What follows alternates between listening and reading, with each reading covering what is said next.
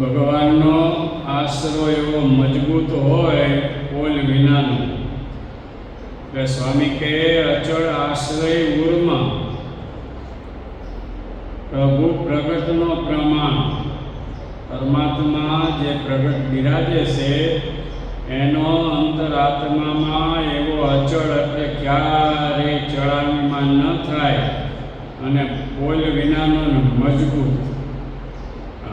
ગમે એવા તરેના શાસ્ત્ર સાંભળે, ગમે એવા મતવાદીની વાત સાંભળે, અથવા તો પોતાનું મન ક્યારે તર્ક કુતર્ક કરે, પણ ભગવાનનો અચળ જે આશ્રય છે, ઉરમાં જે નક્કી કર્યું છે એ ક્યારે ટળે નહીં. એટલે સ્વામી કહે છે કે અચળ આશ્રય ઉરમાં પ્રભુ પ્રગટનો પ્રમાણ, પરમાત્માનો એવો સરસ મજાનો અચળ આશ્રય, એવા જન જે જગમાં તે પામે પરમ કલ્યાણ. સ્વામી કે આ જગતમાં એવા જન કહેતા એવા જે ભગવાનના આશ્રિત, એવા જે ભગવાનના ભક્ત છે તે પામે પરમ કલ્યાણ. બાકી જેને ભગવાનનો અચળ આશ્રય નથી, ભગવાનનો જેને હાથે નિશ્ચય નથી, પ્રગટ પ્રભુનો જેને મહિમા માયતમ નથી, એવા જે જન જગમાં હોય એ ક્યારે પરમાત્માને ન પામે. પણ સ્વામીએ જે બતાવ્યું એવા જન જે જગમાં તે પામે પરમ કલ્યાણ. આવી રીતે ભગવાનનો અચળ આશ્રય હોય અને એ વળી પાછા પ્રગટ પ્રમાણ એવા જે ભગવાન, એનો અંતરાત્મામાં દ્રઢ નિશ્ચય કરી રાખ્યો હોય, પછી ભગવાન હાથે આપણી પરીક્ષા લેવાને વાસ્તે ગમે એવી વાત કરે, અરે ખુદ પરમાત્મા કદાચ એમ કહે કે ભાઈ અમે ભગવાન નથી, અમે તો મનુષ્ય છીએ, તોય હાથે એ અંતરાત્મામાં જે નિશ્ચય છે ને એ નિશ્ચય ક્યારે જાય નહીં. ભગવાન તે ભગવાન, અને ભગવાન વતે જે થાય એ બીજા જીવાત્મા વતે થાય નહીં. કારણ કે ભગવાન તો સર્વ સામર્થ્ય, સર્વ શક્તિ, સર્વ ઐશ્વર્ય સહિત આ જીવોના કલ્યાણ કરવાને વાસ્તે મનુષ્ય રૂપમાં પરમાત્મા પ્રગટ થયા છે. જો મનુષ્ય રૂપમાં પ્રગટ ન થયા હોય તો ભગવાનની નજરમાં જીવાત્મા કોઈ આવે જ નહીં. કારણ કે ભગવાનની એટલી બધી મોટાઈ છે, એટલી બધી મોટપ છે કે એમાં આપણા જીવાત્માની ગણતરી શું. પણ ભગવાન આ પૃથ્વી પર પ્રગટ થઈ અને આપણા ગાય માટીના ઘર હતા એમાં રહ્યા. આપણે ભગવાનને જે કાંઈ જમાડ્યું એ ભગવાન જેમાં, પછી બાજરાનો રોટલો અને સાયસ હોય તોય ભલે, અને કદાચ છે તે જાહેરનું ધાન હોય તોય ભલે, પણ જે ભાવે કરીને આપણે ભગવાનને જમાડ્યું એ ભગવાન જેમાં. મહારાજ માંગરોળમાં બિરાજમાન હતા.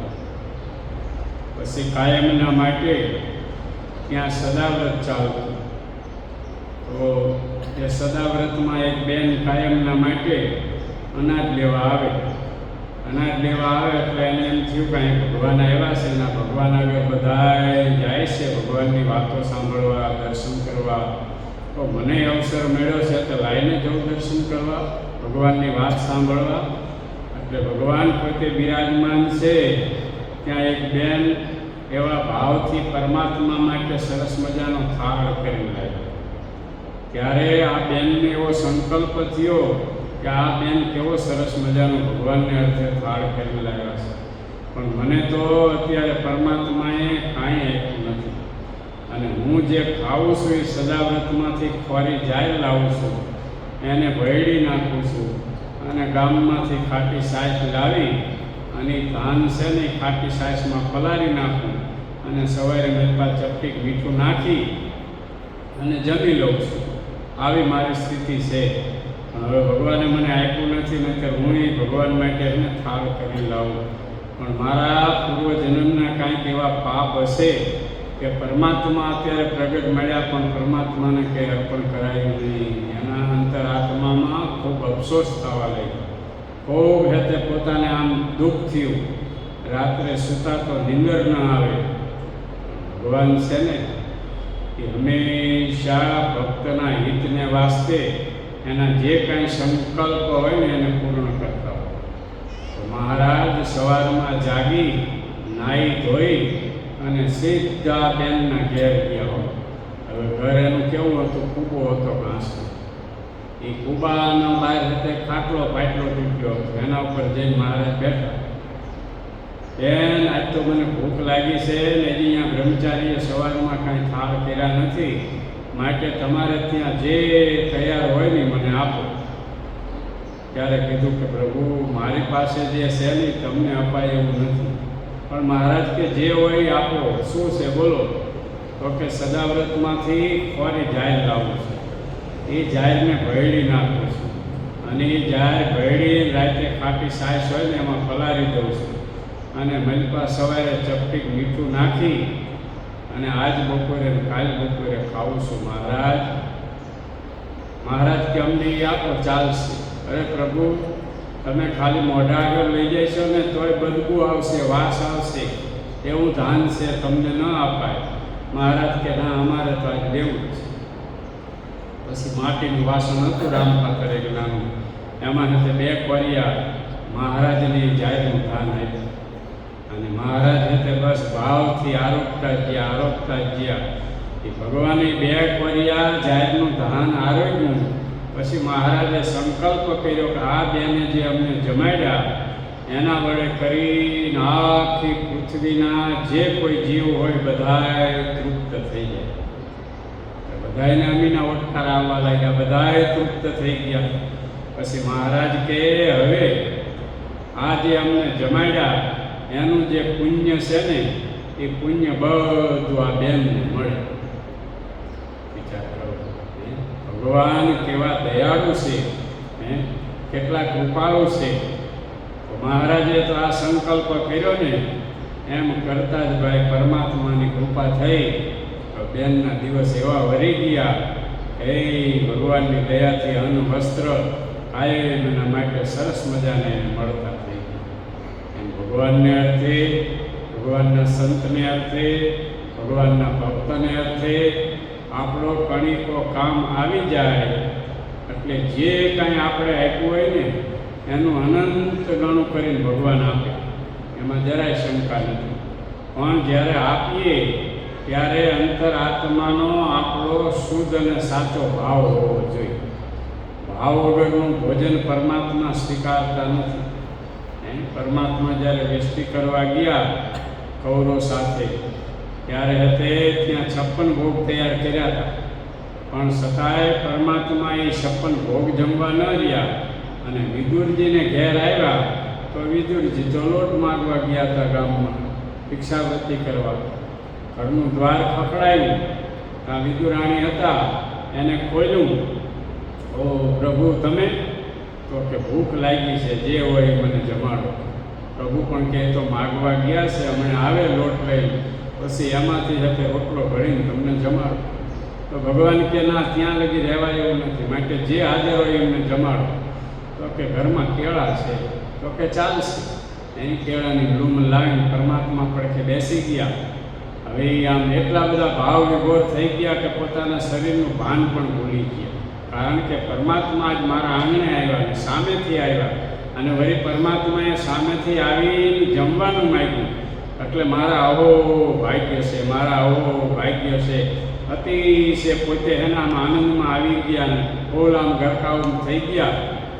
તો પરમાત્મા પાસે બેસી ગયા, કેળાની લૂમ લઈને કેળા ખોલી અને ગર્ભને ફેંકતા જાય અને સાયલ પરમાત્માને આપતા જાય. ગર્ભ ફેંકતા જાય અને સાયલ પરમાત્માને આપતા જાય. અને પરમાત્મા એ કેળાની સાયલ જમતા જાય અને વખાણ કરતા જાય, વાહ બહુ મીઠા કેળા, વાહ બહુ મીઠા કેળા. આવી રીતે જ્યારે જમાડે છે ત્યાં વિદુરજી આવ્યા અને વિદુરજીએ કીધું, અરે ગાંધી, આ તું શું કરે છે? તું જોતો ખરી કેમ? તો કે પરમાત્માને શું તું આપે છે? આ કેળાના જે ગર્ભ છે એનો ઢગલો થઈ ગયો, સાયલ ભગવાનને જમાડી દીધી. અરે એવું થયું? પ્રભુ, મારાથી અપરાધ થઈ ગયો, મને માફ કરો. ત્યારે પરમાત્માએ કેવું કીધું કે જ્યારે તમે મને કેળાની સાયલ જમાડતા હતા ને, ત્યારે મને એની અંદરથી મારી મા યશોદા એના દૂધમાં જે સ્વાદ મળતો હતો ને, એ સ્વાદ મને આ તમારી કેળાની સાયલમાંથી મળે છે. ક્યારે? એવા ભાવ વિભોર બની, એવા તન્મય બની અને પરમાત્માને અર્પણ કરે ત્યારે પરમાત્મા એ ભાવથી સ્વીકારે. મહારાજ જુનાગઢ પ્રદેશમાં ફરતા હતા. પછી ફરતા ફરતા મહારાજ ભાડેર ગામ ગયા. સાંજના સમયે ગયા, હરિભક્તો બધા આવ્યા, મહારાજનું સ્વાગત કર્યું, રાત્રે કથા વાર્તા થઈ. પછી સાંજે મહારાજને કાઠીસવાળો સંતો બધાને ખૂબ જમાડ્યા. પછી જે બેન હતા ને બહુ ભાવિક હતા, જેને ઘેર ઉતારો હતો મહારાજનો, અને પરમાત્માની કૃપાથી એના ઘેર 2-4 ભેંસો દૂધ પીધું. પછી રાત્રે મહારાજને કીધું, મહારાજ કાલ સવારે સાયસુ પીને જવાનું છે. એ બાજુ સાયસુ કે શ્રીરામણ સાયસુ પીને જવાનું છે. પણ મહારાજ કે અમે સાયસુ પીવા રહી તો મોડું થઈ જાય, તડકો થાય. પણ મહારાજ તમે કોઈ એટલા વાગે તૈયાર કરી નાખશું રસોડું, પણ સાયસુ પીધા વગર જવાનું નથી. શું કરવા? તો મારે તમારી કૃપાથી ઘેર 2-4 ભેંસો પૂજે છે.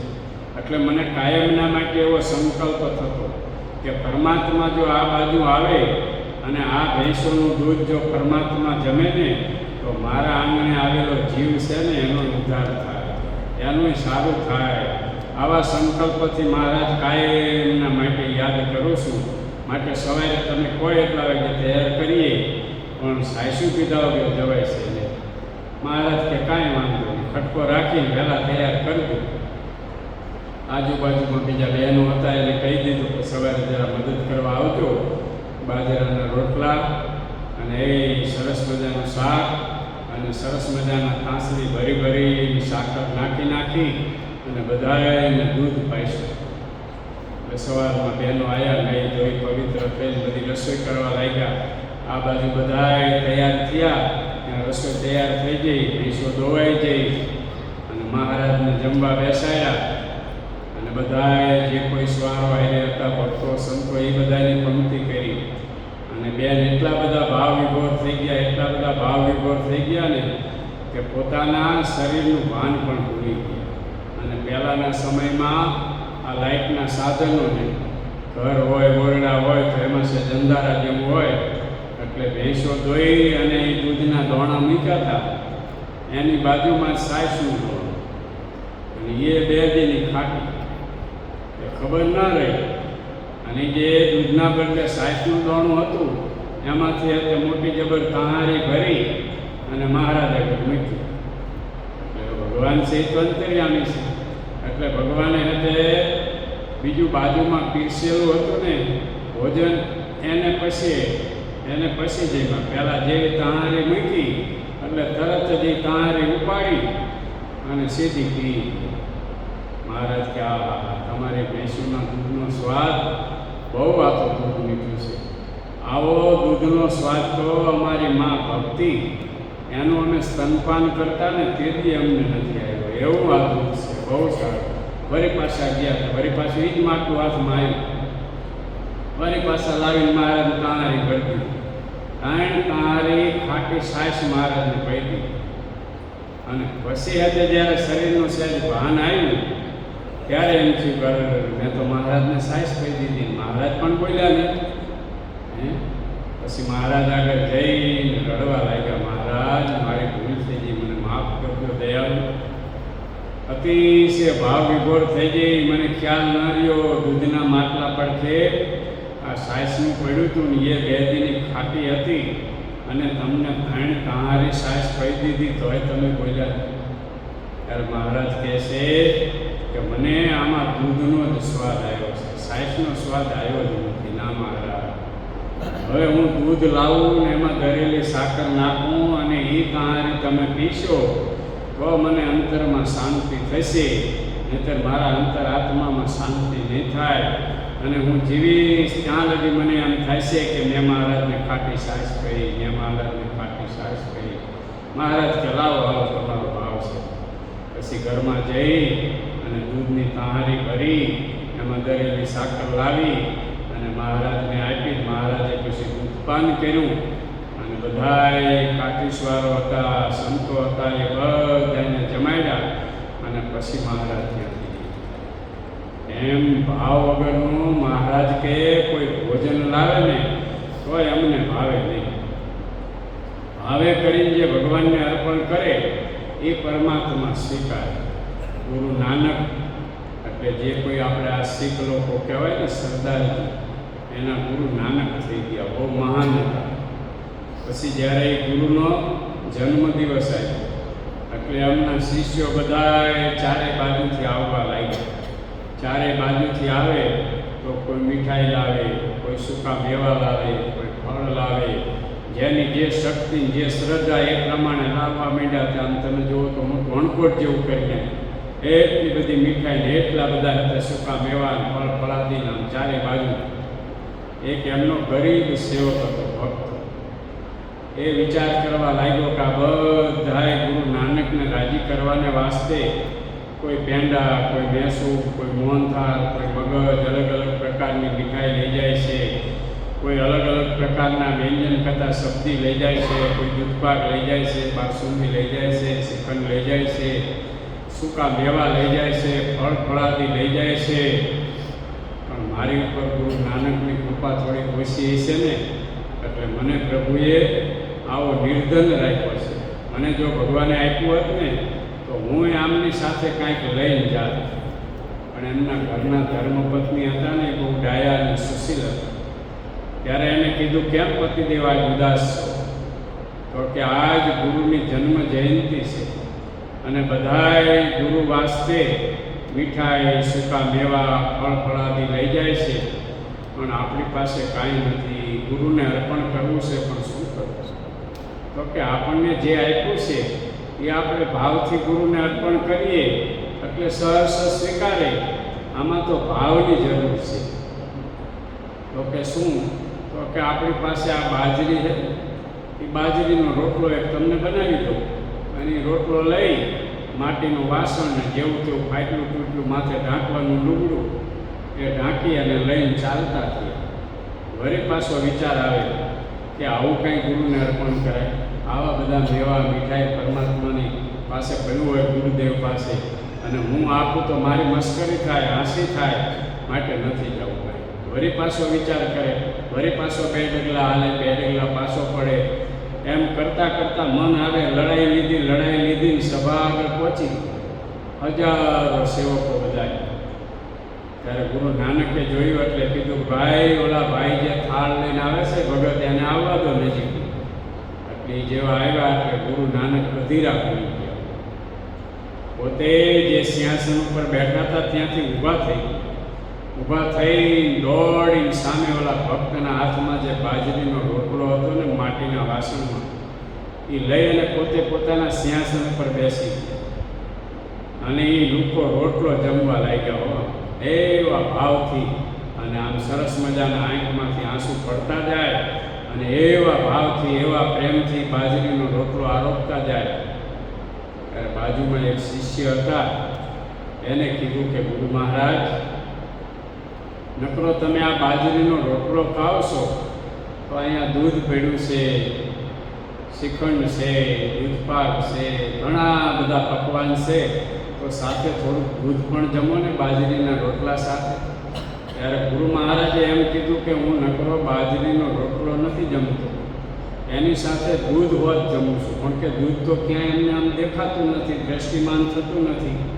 એમ જ્યારે કીધું ત્યારે ગુરુ નાનકે રોટલાનું બેઠકું હાથમાં હતું ને એને લઈને આમ કરીને આમ દબાયું, એમાંથી દૂધની ધાર. ત્યારે શિષ્યોને એમ થયું કે આ શું? ગુરુ મહારાજને પ્રશ્ન કર્યો. ત્યારે ગુરુ મહારાજે કીધું કે આજ એને જે જમવાનું હતું એના ઉપર એને બ્રેક મારી અને મને જમાડવાને વાસ્તે એ બાજરીનો રોટલો કરીને ભાવથી લાવ્યો ને, તો એનો સાચો ભાવ હતો ને તો એ બાજરીના રોટલાની સાથે પણ દૂધ હતું.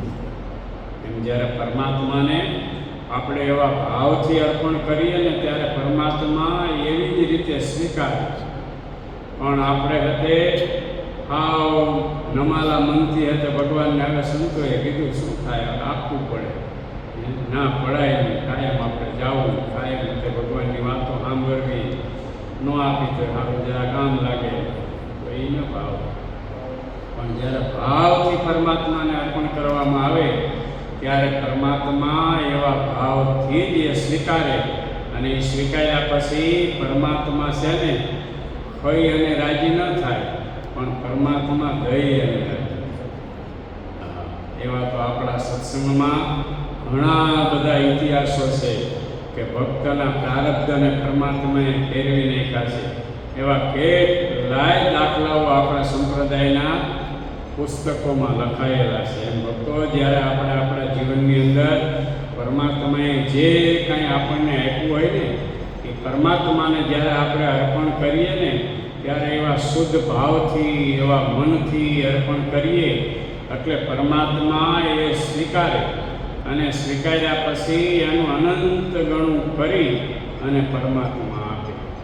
ભાવ અંતર આત્માનો સાચો જોઈ અને ભગવાનનો દ્રઢ આશરો પૂરમાં જોઈ. એ જે આશરો છે એ આશરામાં કોઈ પણ પ્રકારની ખોલ ન હોય તો ભગવાન રાજી થાય. અને તો જ સ્વામી કે એવા જન જે જગમાં તે પામે પરમ કલ્યાણ.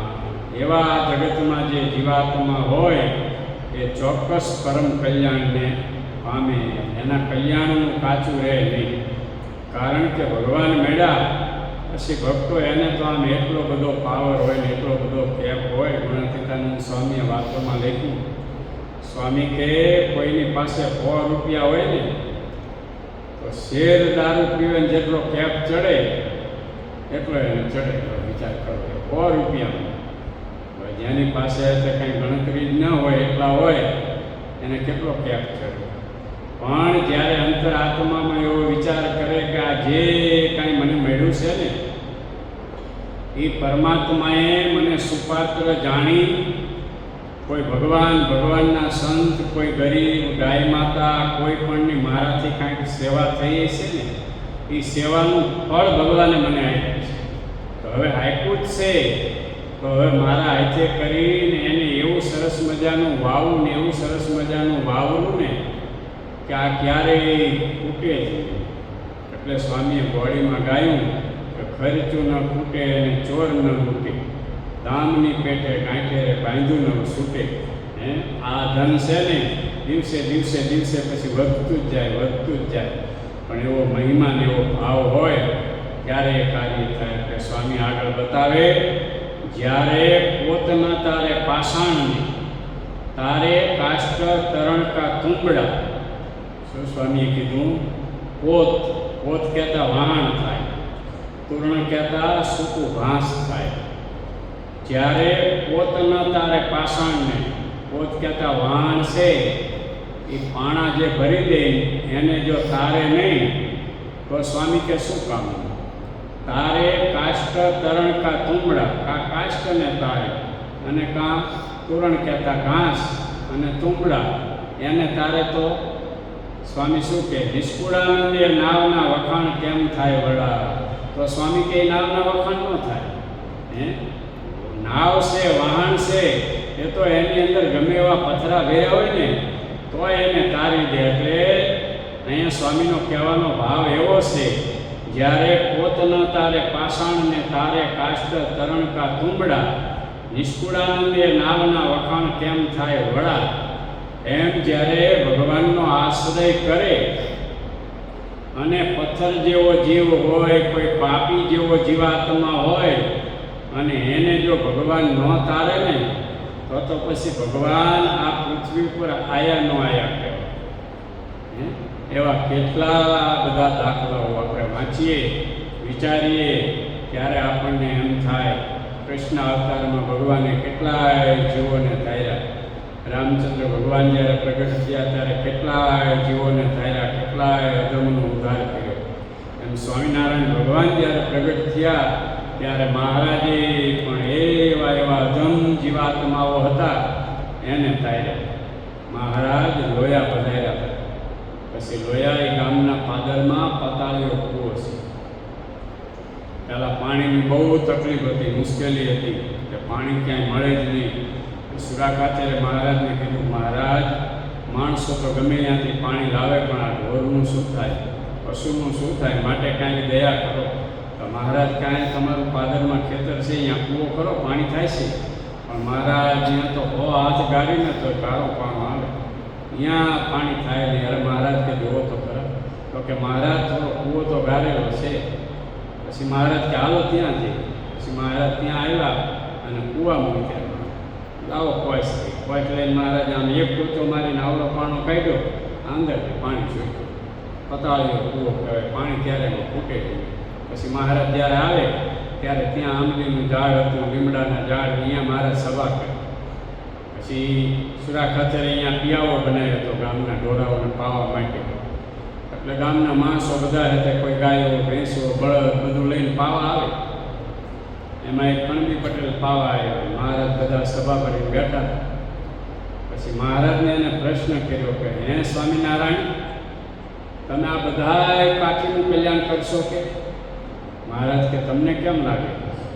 પણ કે આ તો ચોરી કરતા હતા, આ પીણ પીતા હતા, દારૂ પીતા, આવું કરતા, આમ કરતા, આવા બધા કુકર્મી છે, આમાં એકેનું કલ્યાણ થાય એવું મને લાગતું નથી, એમ મહારાજને કીધું.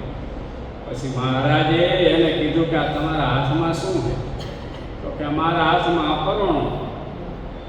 પછી પરોણાના આગળના ભાગમાં શું છે? તો કે લોખંડની આયર છે કે માથું બળદ હોય ને એને અંશે જગાડે તો થોડુંક તેજીથી ચાલે, થોડું ગતિથી ચાલે, એટલે આ પરોણો છે. તો મહારાજ કે તમે આ પરોણાને પાણીમાં નાખો તો તરે જ ન થાય. તો કે લાકડું તો તરે જ ને, એમાં શું કહેવાનું? તો મહારાજ કે લાકડા આગળ લોખંડની નાની એવી આયર છે, એ આયરને કાઢીને પાણીમાં નાખો તો કે એ ન તરે. મહારાજ કે આવડો મોટો પરોણો તરે લાકડાનો, તો એ તો નાનો ટુકડો લોખંડનો, એ કેમ ન તરે?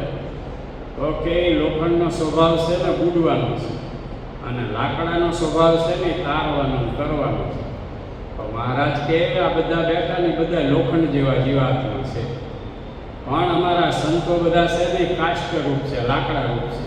એની સાથે આ બધા જોઈન્ટ થયા છે ને એટલે બધાએ તરી જવાના છે. બોલો કેવું જ કંઈ? એમ જ્યારે તે જીવાત્મા ભગવાનના સંત અને એવા ભગવાનના ભક્ત મળે ત્યારે એની સાથે જીવાત્માને જોડી દે ને તો સહેજમાં એનું કાર્ય થઈ જાય, સહેજમાં એનું કલ્યાણ થઈ જાય. એમ જ્યારે ભગવાન કે ભગવાનના સંતો આપણને યાદ કરે ને ત્યારે સમજવાનું કે એ ભગવાન અને ભગવાનના સંતોના હૃદયમાં આપણું સ્થાન છે. એ સ્થાન ક્યારે મળ્યું? તો આપણામાં કાંઈક એવા રૂડા ગુણ હોય, એ ગુણ વડે કરીને આપણે કાંઈક સેવા કરી હોય, ભગવાનનું મંદિર વાળ્યું હોય, ભગવાનના બાગ બગીચા કર્યા હોય, ગાય માતાની સેવા કરી હોય, કોઈ ગરીબ ભગવાનના ભક્ત આવ્યા હોય તો એની સેવા કરી હોય, કોઈ ભગવાનના એવા ભક્ત આવ્યા હોય ને જમવા બેઠા હોય તો એની થાળી આપણે ઉઠી નાખી હોય, અને રાજી થઈ જાય. તો આ બાકી કેવું પડે.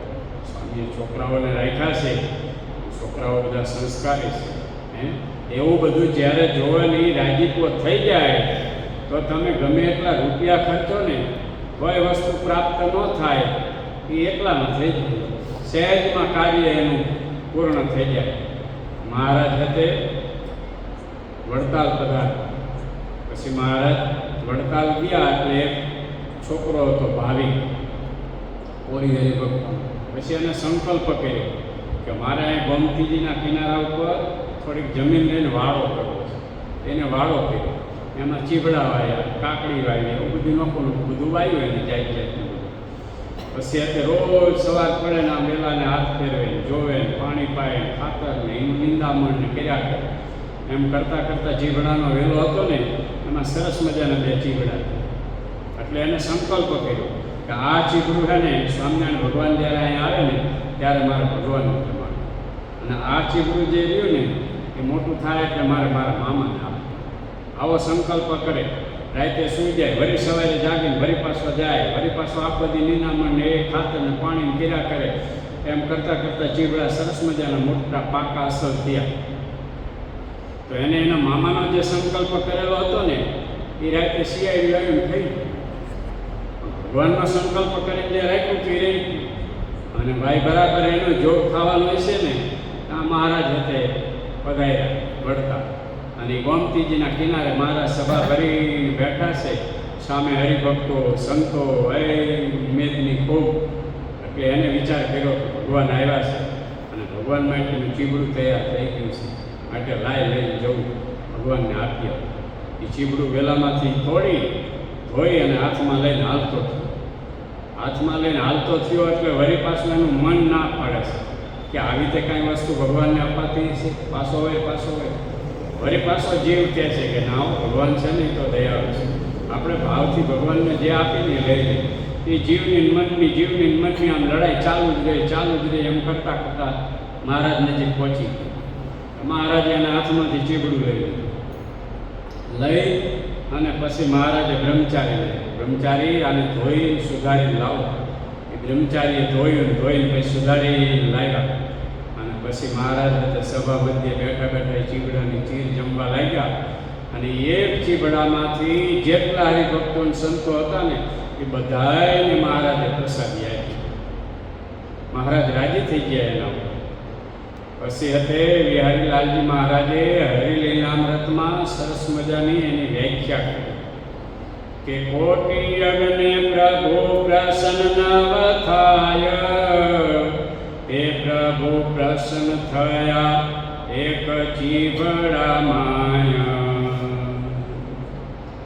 મહારાજ કે કોટી યજ્ઞ કરે ને ભગવાન પ્રસન્ન ન થાય ને એવા ભગવાન એક આ ચીબડામાં પ્રસન્ન થઈ ગયા, એક ચીબડામાં રાજી થઈ ગયા. વિચાર કરો, એક ચીબડામાં એનું કામ થઈ ગયું. બ્રહ્માનંદ સ્વામી વડતાલથી આ બાજુ આવતા હતા અને થોડું મોડું થઈ ગયું. સરસ મજાનો હતા વાળો આવ્યો, ચીબડા જોયા. સ્વામી કે બેટા છોકરા ભૂખ લાગી છે, એકાદું ચીબડું આવ્યું. અરે બાપજી લો ને, ઘણા છે ભગવાનની દયાથી એ મારા વાળામાં સરસ ચીબડા થયા છે.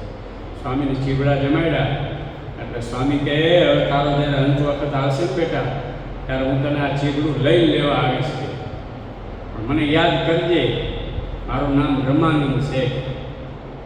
તો કે બાપજી મને એવું નામ યાદ રહે નહીં.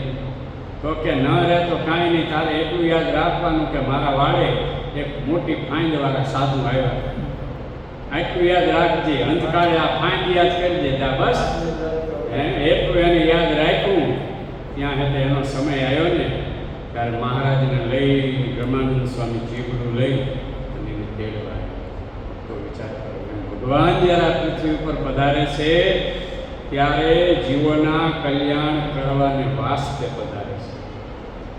એટલે સ્વામીએ ભક્ત ચિંતામણીમાં લખ્યું, કોઈ કહે છે આ સંત છે સારા રે, ખરા કલ્યાણ ના કરનારા રે.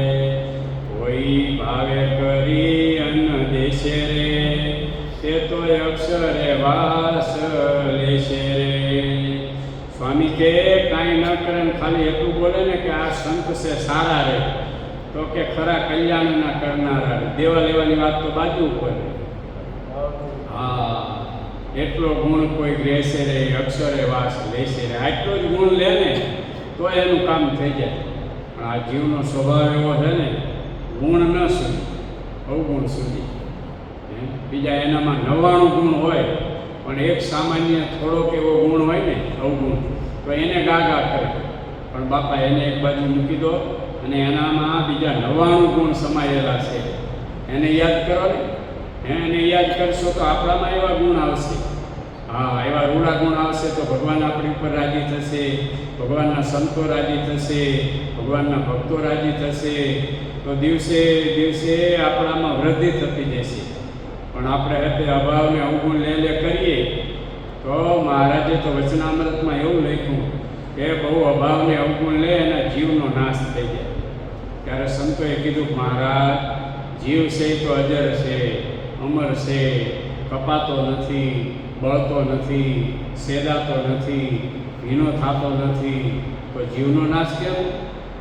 તો મહારાજ કે એને ઝાડનું કે પહાડનું દેહ આવે તો એ જીવનો નાશ થઈ ગયો. પહાડનું શરીર આવે તો એ પહાડનો કેટલા વર્ષે ઉદ્ધાર થાય એ કાંઈ નક્કી છે? હવે ઝાડ એટલે જો હોય ને, ઝાડ નીચે ભગવાન આવીને બેસે કે ભગવાનના સંત કે ભગવાનના ભક્ત આવીને બેસે કે એનું ફળ કંઈ ભગવાનના ઉપયોગમાં આવે તો વળી એનો ઉદ્ધાર થઈ જાય. પણ એ રઝળતા કોઈ કાળે થાય, સમજ્યા? અને અત્યારે તો ભગવાન આપણને મળ્યા છે તો એની સાવધાની રાખી અને એવા ભાવથી આપણે ભગવાનનું ભજન કરીએ, એવા ભાવથી ભગવાનની સેવા કરીએ, એવા ભાવથી ભગવાનની સ્તુતિ કરીએ તો ભગવાન આપણી ઉપર રાજી થાય. અને ભગવાન રાજી થાય એટલે કાંઈ કરવાનું રહેતું નથી. આ જે કંઈ આપણો દાખલો, જે કંઈ મહેનત છે એ શું કરવા છે? ભગવાનનો રાજીપો લેવા માટે. હવે રાજીપો રળવા માટે ભગવાને આપણને સરસ મજાની તંદુરસ્તી આપી, સરસ મજાનો સંતનો જોગ આપ્યો, સરસ મજાનું આવું નૈમિક સારણી જેવું ક્ષેત્ર આપણને મળ્યું. હવે છતાંય આપણે જો એનો લાભ ન લઈ શકીએ તો પછી આપણા પૂર્વજન્મના કાંઈ કિલબિશ કરતા પાપ છે ને એ અત્યારે આપણને નડે છે. એટલે આપણને આ સુખ લેવા દેતા નથી. એટલે એ સુખ લેવાને વાસ્તે આપણા નંદ સંતોએ આટલો દાખલો કરી અને આવા સરસ મજાના આપણને શાસ્ત્રો આપ્યા. એટલે સ્વામી છેલ્લી કડીમાં, ત્રીજા કડવામાં શું સરસ મજાનું બોલ્યા કે જ્યારે પોતના તારે પાષાણને તારે કાષ્ટ તરણકા તુંબડા, નિષ્કુળાનંદે નાવના વખાણ કેમ થાય વડા. તો નિષ્કુળાનંદ સ્વામી કે એ નાવના વખાણ ન થાય. એ તો જ્યારે પથ્થર તારે ત્યારે પોત કહેતા વાહન છે, નાવ છે, એના વખાણ થાય.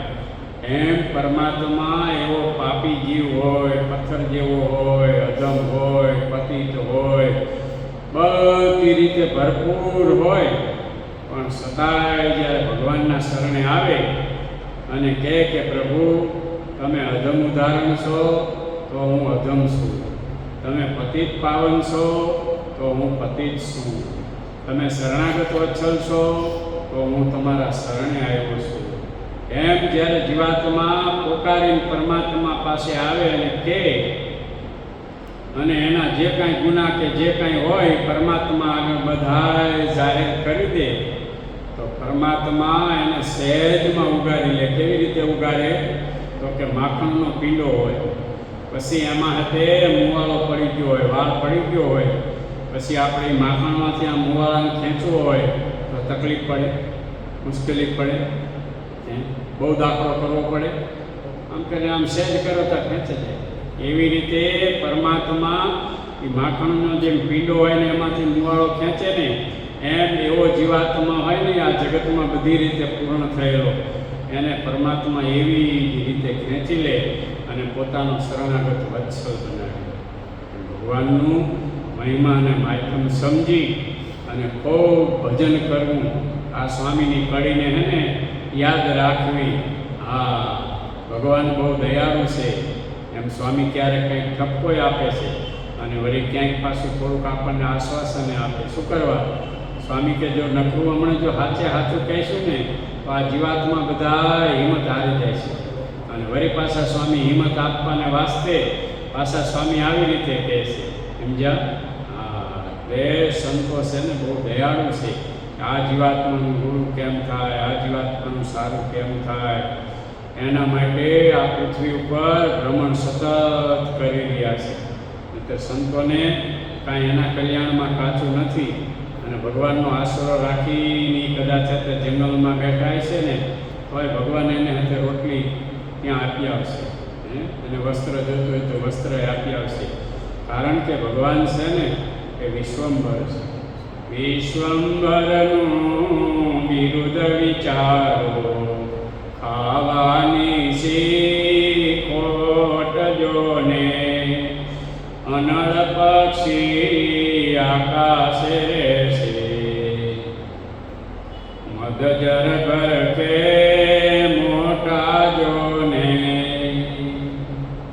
સ્વામી કહેશે, દેવાનંદ સ્વામીનું આ કીર્તન, વિશ્વંભરનું બિરુદ વિચારો, ખાવાની સી ખોટ જો. પરમાત્માનું બિરુદ તો વિચારો, કીડીને કણ, હાથીને મણ, ચાર પગાને ચાર જો. કીડીને કણની જરૂર છે તો એને કણ આપી દે, હાથીને મણની જરૂર છે તો એને મણ આપી દે છે. પીથીને સ્વામી આગળ એમ કહે છે કે મદજર ભરખે મોટા જો. હવે અનળ પક્ષી જે છે ને એનો જન્મ જ આકાશમાં થાય અને એ એટલા બધા શક્તિશાળી હોય કે જ્યાં મોટું જબર જંગલ હોય અને એ જંગલની અંદર હાથી રહેતા હોય. પછી જ્યારે એ જન્મ થાય ને ત્યારથી એની જનતા એને આકાશમાંથી પડતું મૂકે. પછી અહીંયા પૃથ્વી ઉપર આવે ને ત્યાં સુધી મોટું જબર થઈ જાય. પણ કેવું મોટું થઈ જાય તો એક હાથમાં 4 હાથી ઉપાડે, બીજા હાથમાં 4 હાથી ઉપાડે, એક મોઢામાં લે, 5 હાથી લઈ અને પાછું એના લોકમાં એટલે સ્વામીએ કીધું અનળ નામનું પક્ષી. અનળ પક્ષી આકાશે રહે છે, મદજર ભરખે મોટા જોડે. આવા મજ્જર કહેતા હાથી એને ભરખી જાય, પછી ત્યાં લઈ જાય અને જીવે ત્યાં લગી એનો ખોરાક એને મળી જાય. બોલો સ્વામિનારાયણ ભગવાન.